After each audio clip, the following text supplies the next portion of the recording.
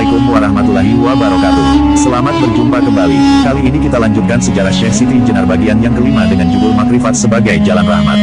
Pernahkah kita mendengar ayat Al-Quran yang bunyinya, "Wa ma arsalnaka illa rahmatan lil alamin," dan tiadalah kami mengutus engkau kecuali untuk menjadi rahmat bagi seluruh alam. Quran Surat 21, ayat 107.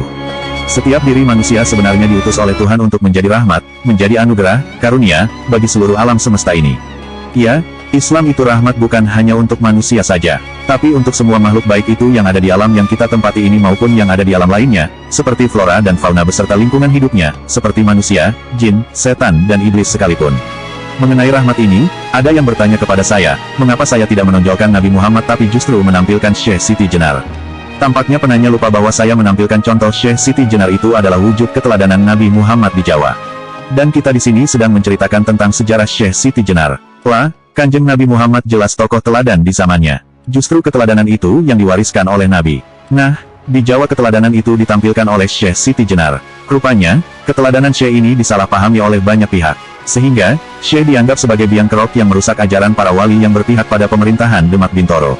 Mengapa sepeninggal Nabi Muhammad, kesantunan hidup yang diteladankan oleh Nabi itu tampak sirna di Jazirah Arabia?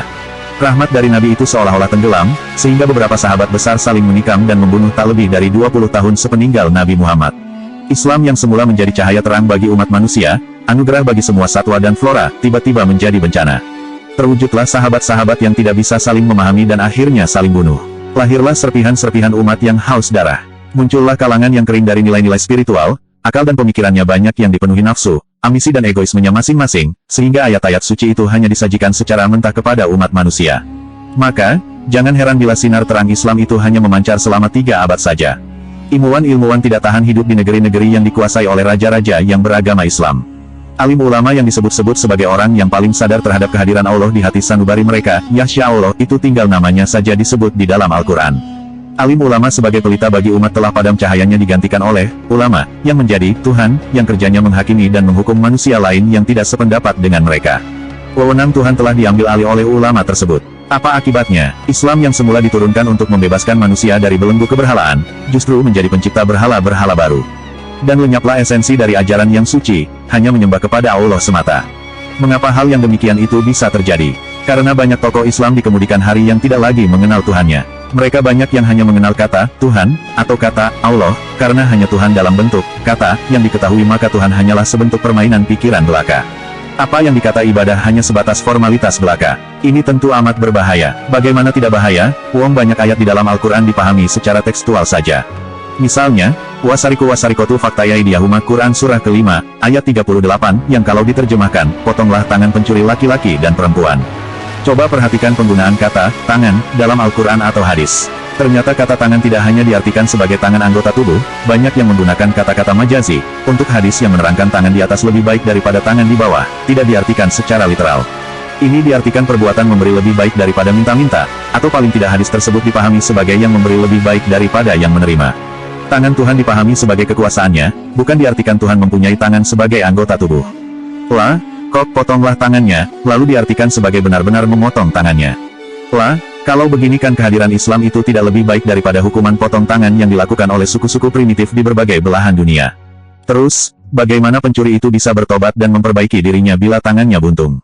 Sebagaimana yang dituju oleh adanya rahmat untuk alam semesta. Pemahaman-pemahaman agama secara dangkal inilah yang dikecam oleh Syekh Siti Jenar. Syekh melihat bahwa pemahaman agama secara literal, dangkal, dan hanya menekankan pada sisi formalitasnya belaka, akan membawa kehidupan agama yang dipenuhi kepalsuan. Agama adalah roh bagi kehidupan. Oleh karena itu, dalam sebuah hadis disebutkan bahwa agama itu hanya bagi orang yang berakal dan tiada agama bagi orang yang tidak menggunakan akalnya. Maka, sejatinya, tampilan luar suatu agama tidak boleh mengungkum rohnya. Kalau roh kehidupannya terbelenggu, ia akan bergerak sebagai zombie, mayat hidup. Bila mana orang beragama sudah seperti zombie, pasti mereka menakutkan, bukan karena takut pada wujudnya, akan tetapi yang lebih menakutkan adalah perbuatannya yang bisa menjadi lebih kejam dari iblis sekalipun. Karena itu, jangan heran bila agama di zaman sekarang ini tampak menakutkan dan tidak menenangkan. Manakala substansi agama dihilangkan, maka yang ada bukalah rahmat tapi bencana. Seperti telah dituturkan di atas, Islam datang untuk membebaskan. Artinya, ia membebaskan dari belenggu kemelekatan. Islam datang untuk membangkitkan kesadaran manusia akan ilusi dunia yang menyelimuti dirinya. Wa mal hayatut dunya illa mataul gurur. Perhatikan dengan seksama, ternyata dunia itu adalah kesenangan yang menipu, dunia hanyalah harta benda yang sifatnya maya. Quran Surah ke-57, ayat 20. Dunia ini tampak nyata hanya karena gambaran pikiran kita. Ya, mata kita melihat satu fase dari gerak dunia, lalu pikiran kita memberi makna. Sehingga, indah dan tidaknya tergantung pada pikiran kita. Tetapi, bila keindahan itu hanya di seputar pikiran, maka kelak akan kecewa. Hewan bisa melihat, tapi tak mampu mengarahkan penglihatannya pada satu fase gerak dunia. Maka, hewan tak mengenal indah tidaknya dunia ini. Syekh Siti Jenar tidak hanya melihat fase-fase gerak dunia, bahkan dia telah melampaui kilatan-kilatan yang ada di pikiran. Maka, Syekh dapat membedakan mana yang nyata dan mana yang sunyi, hampa. Oh, bukankah Al-Quran telah membabar hakikat dunia? Ini 1000 tahun sebelum hadirnya Syekh Siti Jenar. Oh ya, Al-Quran memang telah membabar mayanya dunia ini. Tapi ingat, 1000 tahun sebelum Al-Quran diwahyukan kepada Nabi, di India ada Siddhartha yang mendapatkan pencerahan dan membabar kemayaan dunia. Al-Quran menggarisbawahi ajaran-ajaran sebelumnya, sedangkan Syekh membuktikan kebenaran ajaran-ajaran yang ada. Dengan demikian, tak ada yang perlu dikontroversialkan. Di dalam babat Jaka Tingkir diceritakan bahwa Siti Jenar memasrahkan diri sepenuhnya terhadap keputusan para wali untuk menghukum mati dirinya. Siti Jenar dikenai hukuman pancung. Tapi, ada yang aneh, kepala yang terlepas dari badan itu mampu bicara dan memanggil semua darah yang menyembur. Itu untuk kembali lagi ke tubuh dan tak boleh ada yang masih tercecer. Semua darah seakan dihirup lenyap, tiada jejak, dan kepala menempel lagi pada tempatnya. Sempurna, tiada berbekas, cahayanya pun memancar cemerlang. Lalu, Syekh menyampaikan salam kepada semua orang yang berkerumun menonton penghukuman terhadap dirinya. Tentu saja, semua penonton tertegun, takjub, tak dapat berbicara sambil melongo saja. Itulah wujud dari kesempurnaan makrifat seorang manusia. Saking sempurna makrifatnya, Syekh Siti Jenar dikisahkan bagaikan dongeng belaka. Memang, kisah itu terjadi di Pulau Jawa pada abad ke-16, 100 tahun sebelum penjajah datang ke negeri ini. Tapi kisahnya dijumpai di berbagai versi yang mengagumkan. Di dalam babat Tanah Sunda yang berbahasa Cirebon Madya disebutkan bahwa pusaka sakti Sunan Kudus pun tidak mempan untuk membunuhnya. Dikisahkan bahwa setelah ditusuk beberapa kali dengan keris Kantanaga, Syekh menghilang dan berwujud sekuntum bunga melati tanpa jasad sambil berucap kepada para wali. Dari kisah inilah makam Syekh di Cirebon juga disebut sebagai Pamalaten. Kesempurnaan makrifatnya membuat Syekh tidak menuntut balas kepada para wali yang menghukumnya. Apa yang ditampilkan Syekh adalah keteladanan tentang ketinggian rohani. Semakin tinggi tingkat kerohanian seseorang, semakin rendah emosinya hingga titik nol. Dan semakin arif pandangannya, sehingga dalam babat Tanah Sunda percobaan pembunuhan terhadapnya hanya ditansapi oleh Syekh dengan wujud sebatang bunga melati. Makna apa yang tersirat dari babat tersebut? Yaitu, keharuman Syekh Siti Jenar. Coba perhatikan dengan saksama pujian yang disifatkan kepada Syekh Siti Jenar sebagai berikut. Itulah sembah puji senantiasa. Jika begitulah memang, keberadaan manusia, bahagia meski tanpa sandang, tak berduka meski tanpa pangan. Kalaulah dicela, justru teramat suka. Jika mendapatkan mara bencana, serta segala musibah menimpa, lah hanya tertawa, karena hatinya tiada yang dijaga, dan tiada yang ditakuti, hanya kesentosaan, dari lahir terus ke batin. Ketika kisah Siti Jenar yang membuat takjub itu dibabar di berbagai buku, banyak yang mengira bahwa kisah Siti Jenar itu hanyalah rekaan belaka. Banyak yang mengira bahwa kisah Siti Jenar sengaja diciptakan oleh para wali untuk mencegah timbulnya ajaran Manunggaling Kawula Gusti di bumi Nusantara. Namun sungguh amat naif bila wali menciptakan Syekh Siti Jenar yang malah memojokkan diri mereka. Jika akhlak Nabi Muhammad merupakan cerminan dari Al-Quran, maka akhlak Syekh Siti Jenar merupakan cerminan dari ketinggian makrifatnya kepada Allah. Selagi masih bersandang raga, Syekh menempuh hidup bahagia meski tanpa harta. Dia tiada merasa duka meski dalam keadaan papa. Bencana dan musibah pun disambut dengan tertawa. Yang ada ialah kesentosaan lahir dan batin. Makanya, dia tidak mau menghentikan ajarannya meski diancam hukuman mati. Kalau sejarahnya ditelusuri, jarak antara vonis mati dan eksekusinya amat lama. Dari berbagai babat vonis mati itu telah dijatuhkan sebelum Raden Patah resmi menjadi Raja Demak.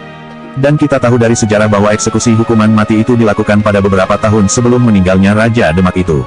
Eksekusi itu dilaksanakan ketika Demak secara politik sudah berjaya di Pulau Jawa. Tapi, eksekusi itu pun tiada melukainya. Dia hanya senyum ceria. Dalam pukul yang diungkapkan oleh Pakubuwana IV disebutkan bahwa Siti Jenar akan mendapatkan pengampunan dan imbalan berupa segenap kebaikan dari Raja Demak bila mana dia menghentikan ajarannya. Namun, Syekh tidak mau menghentikan dharmanya. Dia mengucapkan terima kasih kepada Raja dan utusannya, tapi ia tidak akan mencabut ajarannya. Bagi Siti Jenar, apa yang dilakukannya merupakan dharma yang bergerak. Dan, yang menggerakkan adalah Tuhan Yang Maha Esa. Sebenarnya, ungkapan tiada menderita bila terkena bencana dan hanya tertawa, tidaklah menunjukkan kesombongan seseorang. Justru apa yang ditampilkan oleh Syekh Siti Jenar itu sesuai dengan Quran Surah 57, ayat 23. Ayat itu menjelaskan bahwa tak patut seseorang berduka cita bila tertimpa musibah. Karena semua itu telah tercatat dalam suatu kitab sebelum manusia dilahirkan di dunia ini.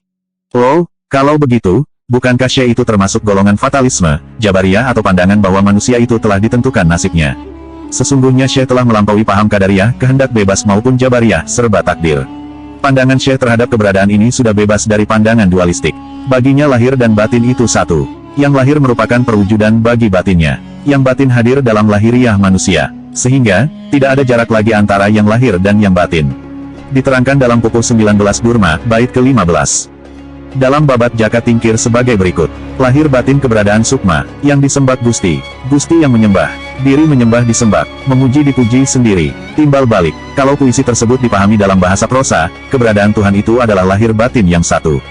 Inilah yang dinyatakan dalam Quran surah ke-57, ayat ketiga bahwa Tuhan itu wujud lahir dan batin, al-dahir al-batin. Tuhan itu tidak berada di dalam sesuatu, dan tidak pula berada di luar sesuatu. Dia meliputi semuanya. Kalau dia disembah, dia pula yang menyembah. Ini bagaikan refleksi zat dan bayangannya yang ada di dalam cermin. Ini sangat sukar diungkapkan dengan kata-kata dan pikiran. Tapi, hal ini akan dapat dimengerti dengan mudah bila makrifat telah kita alami. Dalam Quran surah kedua, ayat ke-152 dinyatakan bahwa bila seorang hamba berzikir kepadanya, maka dia pun berzikir kepada hamba itu. Jika ayat tersebut diungkapkan dalam bahasa sederhana, maka yang berzikir akan dizikiri, yang mengingat diingat, yang memuji dipuji. Pada ajaran Syekh Siti Jenar, pandangan keesaan inilah yang dipraktikkan dalam kehidupannya. Pandangan Fanawal Bako, keesaan atau orang Jawa sering menyebutnya Manunggaling Kaula Gusti adalah basis etikanya, dan pengamalannya dalam hidup sehari-hari merupakan rahmat bagi semesta alam. Demikian tadi kisah Syekh Siti Jenar bagian yang kelima. Untuk mengetahui kisah selanjutnya silahkan ditunggu video berikutnya. Jika ada kesalahan dari kami dalam bentuk apapun mohon dimaafkan. Akhirnya wassalamualaikum warahmatullahi wabarakatuh.